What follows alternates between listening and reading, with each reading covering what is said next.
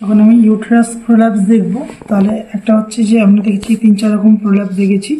এর সঙ্গে সঙ্গে আমরা যখন শিফটিং দেখবো যে দেখা গেল আমার নেভেল যদি যেদিকে শিফট হচ্ছে তার অপোজিটে ইউটেরাসটা শিফট হবে, বুঝে গেল?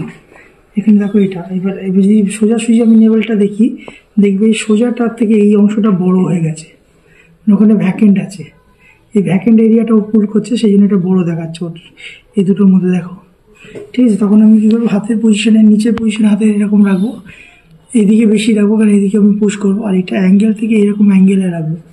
তাহলে এইখানের আমার যেটা আছে ওভারই এখানে আমার থাকবে, এখানে ইউটেরাসের আমরা দেখবো যে ল্যাটারাল লাইনটা এরকম থাকবে এই, ঠিক আছে?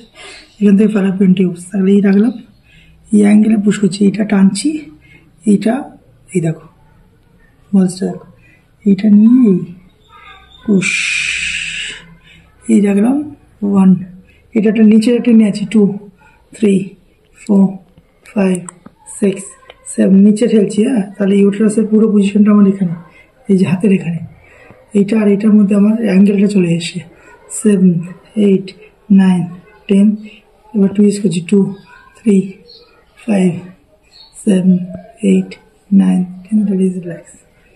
এবার নেভেল দেখো, এটা কমে গেল, নেভেলের পজিশন দেখো, আর এইটার সাথে এইটা দেখো, এই যে লেন্থটা একদম ডিপ হয়েছিল সেটা একটু রিডিউস হয়ে গেল।